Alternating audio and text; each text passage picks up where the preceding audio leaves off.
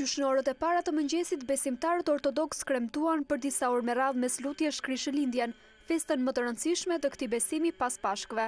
Mesha u mbajt në Katedralen Ortodokse Ngjallja e Krishtit në Tiranë, drejtuar nga kryepiskopi i Tiranës, së Durrësit dhe gjithë Shqipërisë, Anastasia Nullatos. Hyrësia e tij nda urimin për gjithë besimtarët ortodoks, duke u drejtuar të sjellin ndërmend vlerën e pakapërcyeshme të jetës.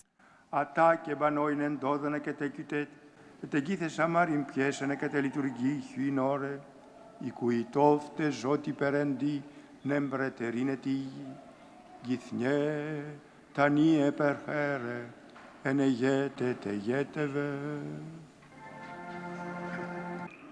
Ata që kanë refli për fe dhe për atë dhe, si dhe të gjithë etërit dhe vlezërit, që janë e prehur këtu e kudo, me shpresë ngjaljes dhe jetët e pashoshur, i kujtofte Zoti Perëndi në mbretërinë e tij, gjithnjë tani e për herë e në jetët e jetëve. Edhe besimtarët katolik pritën mes lutjesh orët e para të mëngjesit të 25 dhjetorit në meshën tradicionale të lindjes së Krishtit të mbajtur në Katedralen e Shëmpalit në Tiranë. Mesha e shenjtë në Katedralen e Shëmpalit u drejtua nga sekretari i përgjithshëm i konferencës i peshkvënore pas ndarjes nga jeta të Rok Mirditës. Në urimin e tij masafra, tha se kjo është koha kur duhet i kushtohet më shumë vëmendje dinjitetit njerëzor.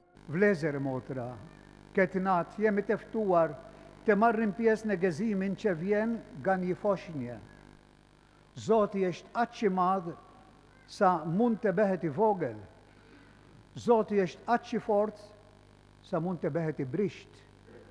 Zoti është aq i mirë sa mund të zhvishet nga madhështia e tij dhe të ulet një grazhd në mënyrë që të mund t'i afrohemi atij e ta shohim.